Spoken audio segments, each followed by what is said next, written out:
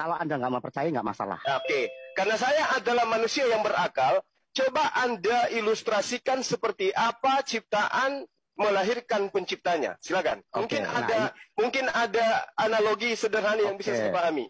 Oke, sip. Ini yang saya tunggu, bro. Itu namanya silakan. Anda mau cerdas, mau dengar. Anda selama ini kan nggak dengar Kristen yang hebat seperti saya.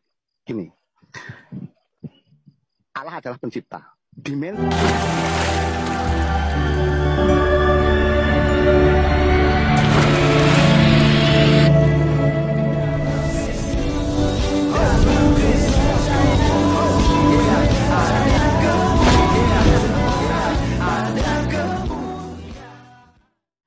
Salam Elechem Bishem Yeshua HaMashiach. Salam damai sejahtera dalam nama Tuhan Yesus Kristus untuk kita semua.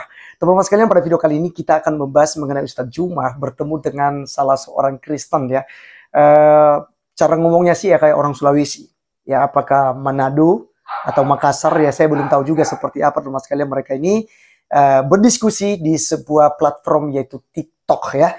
Jadi teman-teman sekalian, ini Juma itu kan tidak paham ya bagaimana Yesus sebagai pencipta lalu dilahirkan gitu ya oleh ciptaannya gitu, yaitu Bunda Maria, karena dianggap Bunda Maria ciptaan gitu ya.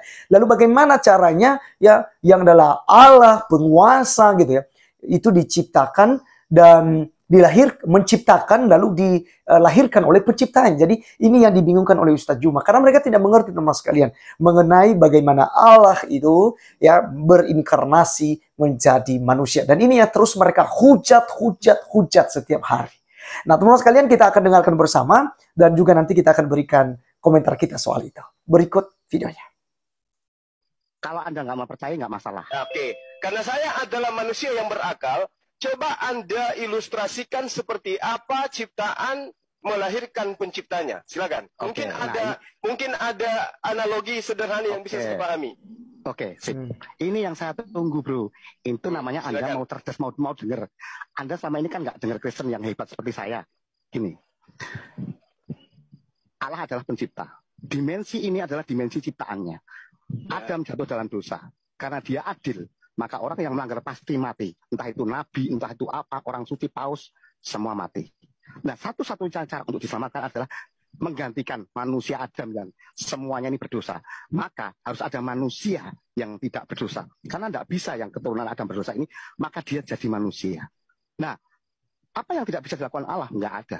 Maka dia masuk dari benihnya ke rahim Maria, keluar dan jadilah manusia yang seperti Anda dan saya. Karena kalau dia bukan manusia, tidak apple to apple. Tidak adil untuk menggantikan kita. Itu. Jadi Yesus posisinya di sini adalah pencipta.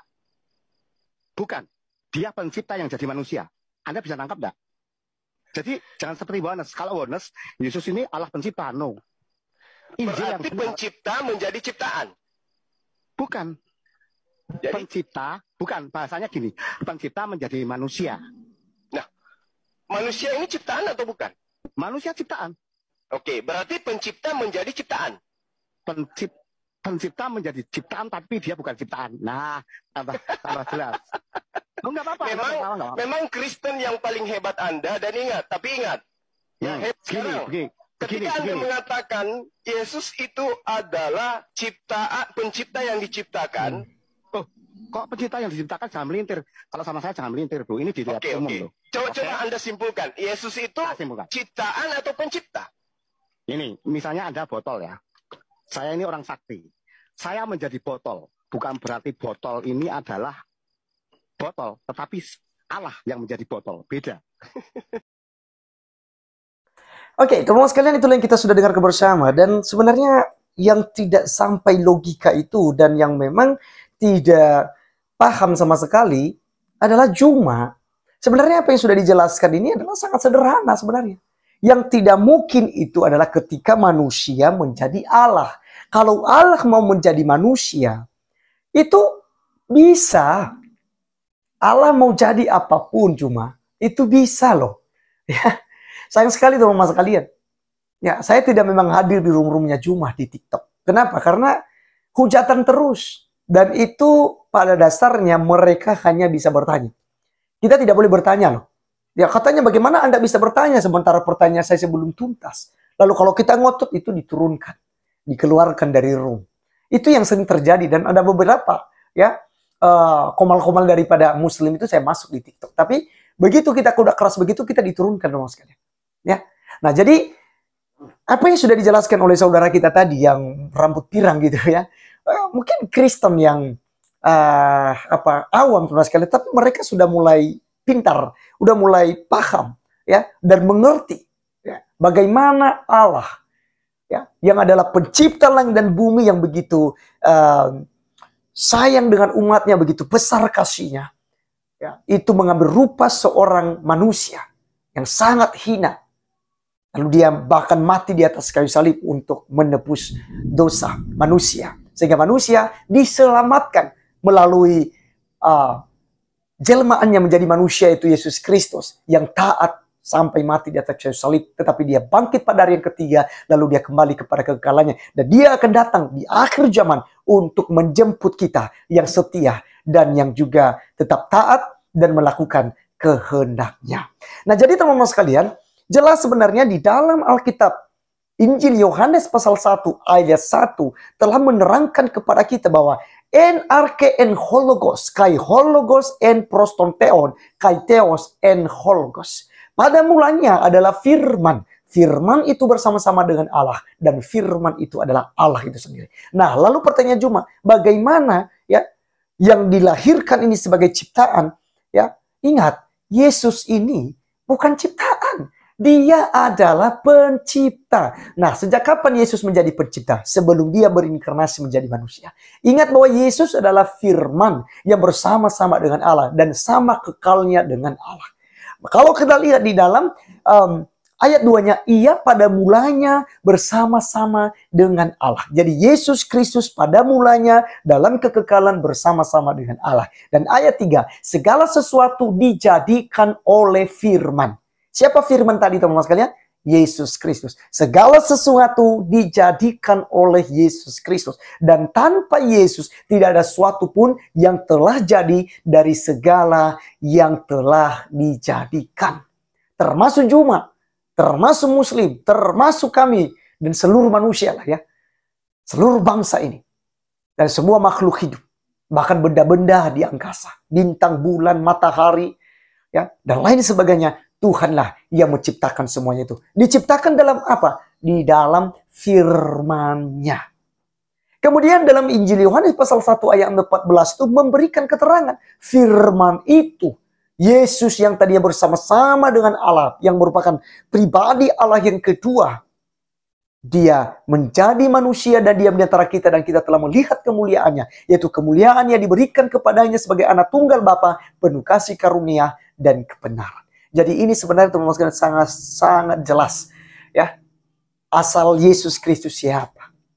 Nah, bagaimana kemudian dia dilahirkan oleh penciptanya? Karena memang firman ini mengambil rupa seorang manusia.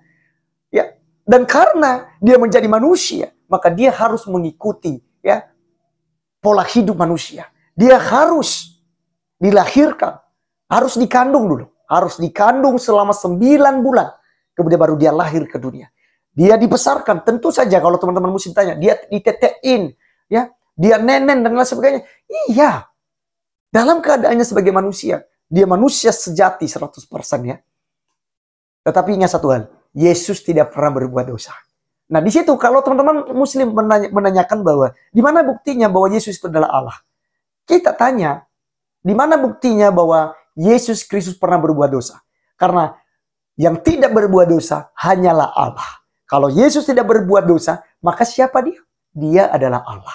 Makanya Yesus katakan bahwa aku adalah Alfa dan Omega, yang awal dan yang akhir, yang ada dan yang sudah ada, yang akan datang, yang maha kuasa. Ini Yesus mengklaim dirinya di situ. Jadi sangat jelas teman-teman sekalian bahwa Tuhan kita, Tuhan yang sangat peduli dengan ciptaannya. Dia menggantikan kita dari hukuman dosa. Dia harus menjadi manusia. Karena yang diselamatkan adalah manusia itu sendiri. Jadi teman-teman sekalian, dalam akhir video ini saya sampaikan satu ilustrasi buat kita. Begini. Satu ketika terjadi musim dingin dan ada seorang laki-laki tinggal dalam rumahnya. Lalu dia buat api unggun dalam rumahnya. Dan juga memegang satu botol bir lah ya, katakan begitu, untuk menghangatkan tubuhnya di musim salju. Lalu teman sekalian, dia sedang berenung gitu ya. Tiba-tiba ada suara yang menabrak kaca rumahnya. Dan ketika dilihatnya, itu seekor burung yang hendak mau masuk ke dalam rumahnya untuk menghangatkan tubuhnya juga. Karena kedinginan di salju. Lalu apa yang terjadi? Orang ini mau menyelamatkan burung ini. Tetapi burung takut dengan manusia, akhirnya dia terbang jauh. Lalu dia berusaha bagaimana cara untuk menyelamatkan burung ini. Karena dia sangat kasihan dengan burung ini. Dia pengen membawa burung itu masuk dalam rumahnya agar burung ini bisa hangat dan tidak mati kedinginan. Lalu apa yang terjadi rumah sekalian? Dia mulai kasih makan burung itu. Dia ambil roti, ya, ambil makan burung, dia kasih. Lalu burung itu turun lagi, terbang, dia datang dekat rumah dan dia makan. Tetapi ketika orang ini, ya, yang punya rumah, ya, seorang laki-laki ini mau menangkap burung ini atau mengambil burung ini masuk dalam rumahnya, itu burung tuh lari. Lalu dia susah sekali, dia berusaha bagaimana cara untuk mengambil burung ini, menyelamatkan burung ini supaya bisa masuk dalam rumahnya dan bisa menghangatkan badannya tentunya. Nah, teman sekalian, dia mulai berpikir dan dia mulai menghayal. Ya, sekiranya saja saya ini bisa menjadi burung, maka saya bisa menyelamatkan nyawa burung ini. Dengan mudahnya saya bisa menyelamatkan dia. Lalu dalam pikirannya ini, dia dapat satu hikmat. Dia katakan, demikian juga saya adalah orang yang berdosa. Ya, saya terus berusaha bagaimana cara hidup kudus, tetapi saya tidak pernah bisa hidup kudus. Lalu Allah mau agar saya masuk dalam kerajaannya kelak. Allah mau supaya saya tidak binasa. Tetapi saya orang berdosa, tentu tidak bisa bertemu dengan Allah. Lalu dia mendapat hikmat, itulah sebabnya Allah menjadi manusia, supaya manusia bisa melihatnya, supaya manusia bisa mendengarnya, supaya manusia tidak binasa ketika melihatnya. Dan dia menunjukkan jalan yang terbaik. Jadi Allah itu sendiri menjadi manusia. Sejak itu teman sekalian, dia menjadi pengikut Kristus yang setia. Jadi kurang lebih seperti itu ilustrasinya. Kenapa Allah harus jadi manusia? Karena Allah mau menyelamatkan manusia. Ya. Jadi teman-teman sekalian, itulah jawaban kita dari apa yang merupakan diskusi daripada Jumat dengan salah seorang Kristen, dan biar ini menjadi berkat bagi kita. Sampai ketemu di video berikutnya. Tuhan Yesus memberkati. Salam.